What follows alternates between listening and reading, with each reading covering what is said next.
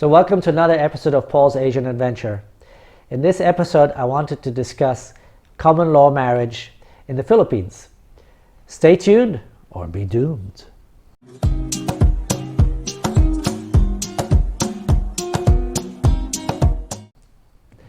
So on several of my live casts, people have mentioned common law marriage. Some saying it does exist here in the Philippines, while others saying it does not exist here in the Philippines. Now I'll give you my interpretation. I spent quite a few hours searching and reading the different laws here in the Philippines. Now, just remember, I am not a lawyer, neither here in the Philippines or anywhere else. So after seeing this video, if you are cohabitating or intend to cohabitate, then contact a certified Filipino lawyer. It is relatively cheap, and that way you will have peace of mind. Hopefully, I have captured all the valid laws of the Philippines. If not, comment below. And when I say relatively cheap, I mean relatively cheap, from $20 to $50 an hour. Hey, before continuing, I'd ask you to subscribe, like, share, and comment. Especially the sharing would help my channel really grow, and I think this is a subject matter that's very important for people living here in the Philippines or people intending to come to the Philippines. So again, thank you so much for subscribing, sharing, commenting, and liking. So I have spoken to two lawyers about common law marriage, and specifically the articles 34, 147, and 148 of Filipino law. There are three main sections to the Filipino law that involve common law marriage and cohabitation, also referred to as live-in partners. As I said, those are articles 34, 147, and 148. I will put links to all these laws in the description below. I'll also, if I find any case law, I'll put in the description below. So please read them after watching this video. So first of all, we have to differentiate between Article 34 and 147 and 148. Article 34 is often misunderstood, but it is only for those who have lived with their partners for 5 years and want to get married without going through the ceremony and going through church. You know, all the stuff that one has to do here in the Philippines to get married. So you go to and you get a marriage certificate, basically. So, Article 34 is not really about common law as we understand it in the West. So, Article 34 says the following. Article 34 says, no license shall be necessary for the marriage of a man and a woman who have lived together as husband and wife for at least 5 years and without any legal impediments to marry each other, meaning they can't be married from before, they can't be filing for annulment, they have to be legally able to get married. The contracting parties shall state the foregoing facts in an affidavit before any person authorizes by law to administer oaths. So both parties have to say that they're legally able to get married and they've lived together for 5 years.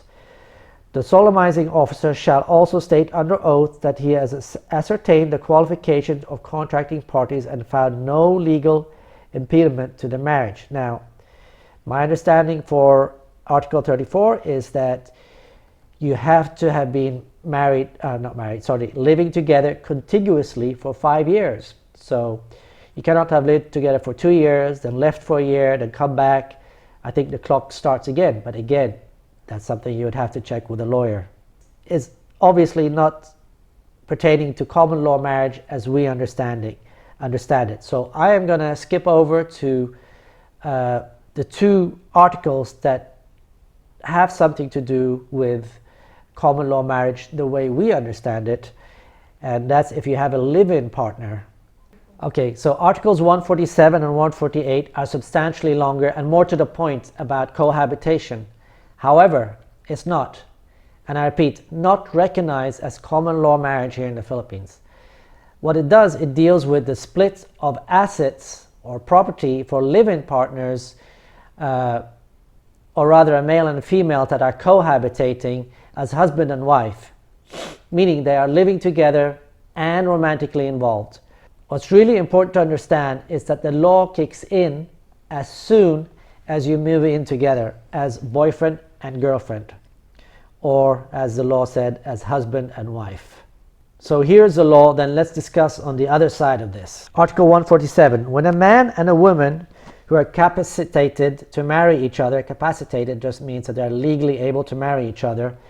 Live exclusively with each other as husband and wife without the benefits of marriage or under a void marriage.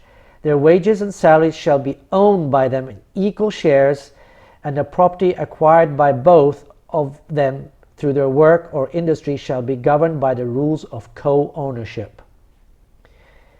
In the absence of proof to the contrary, properties acquired while they live together shall be presumed to have been obtained by their joint efforts, work or industry, and shall be owned by them in equal shares.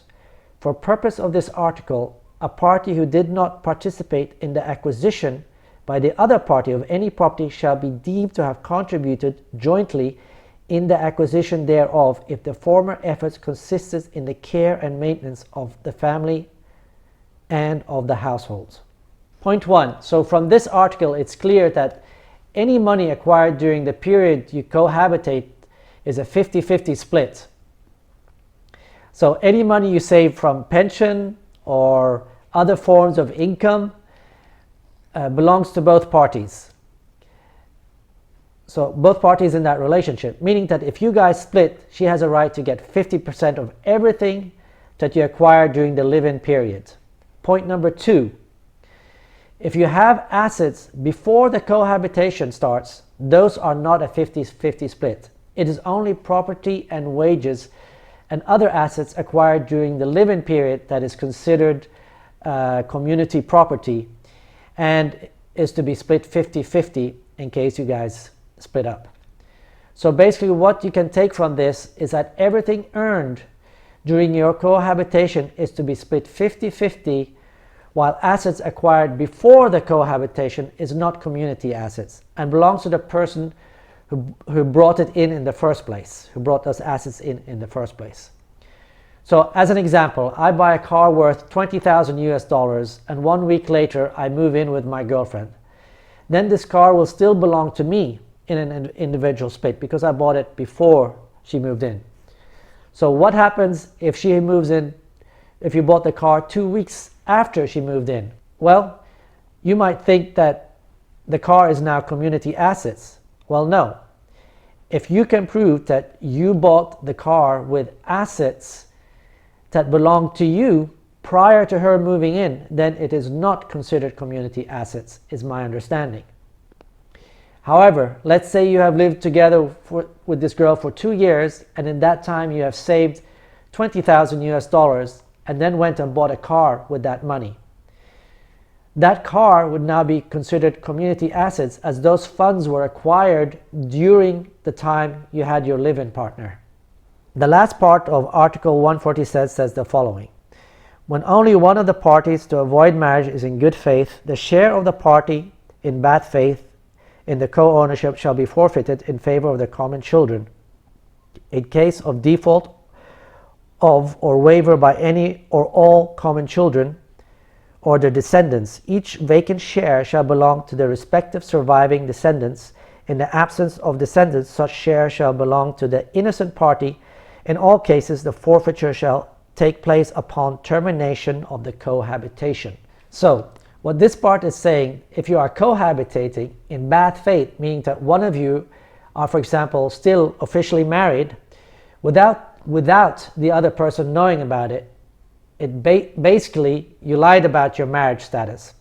Then anything acquired during the cohabitation period will go to any common children you have together.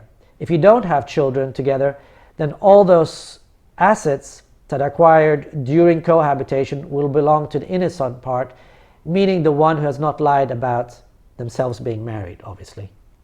So, the 3 main points to get out of this is your salary during this period shall be owned in equal parts, meaning, as I explained, that your salary and any assets acquired during that live-in period will belong to each other 50-50. If you purchase a property, it's 50-50, even if the female did not contribute, as long as she can show that her efforts consisted in the care and maintenance of the family home. If the funds for the property are acquired, that is, if the funds for the property are acquired during the cohabitation.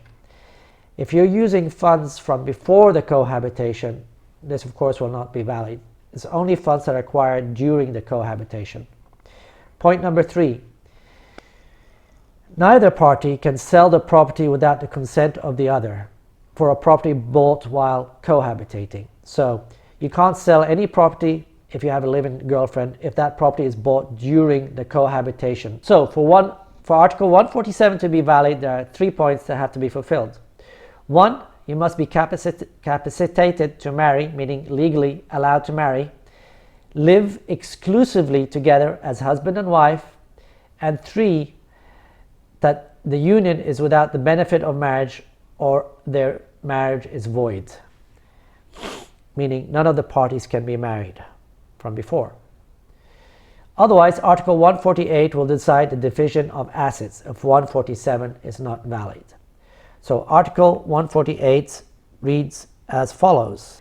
In case of cohabitation not falling under the preceding article, only the properties acquired by both of the parties through their actual joint contribution of money, property, or industry shall be owned by them in common in the proportion to their respective contributions. In the absence of proof to the contrary, their contributions and corresponding shares are presumed to be equal. The same rule and presumption shall apply to joint deposits of money and evidence of credit. If one of the parties is validly married to another, his or her share in the co-ownership shall accrue to the absolute community or conjugal partnership existing in such valid marriage. If the party who acted in bad faith is not validly married to another, his or her shall be forfeited in the manner provided in the last paragraph of the preceding article, meaning Article 147. The foregoing rules on the forfeiture shall likewise apply even if both parties are in bad faith. So basically, Article 148 is saying that for cohabitation that does not fall under Article 147, the splits of assets is not 50-50, but rather the one who paid for the assets gets the majority of the assets. So if you paid for a house, let's say 80% of the house, and she paid 20%, when the split happens, you would get 80, she would get 20.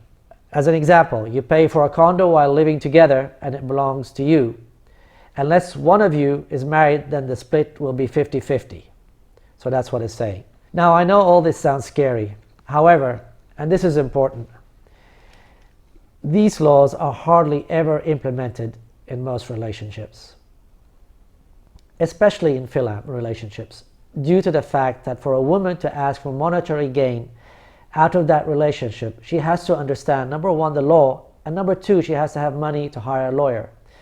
Most women here just will not pursue such action. I have known countless women who have been in relationships for years and the relationship ended, and I have not heard of not one case of a woman pursuing a live-in partner for assets acquired during the live-in period. Having said that, I would without a doubt go talk to a lawyer if you are planning A, to have a live-in partner, or B, you are currently with a live-in partner in the Philippines.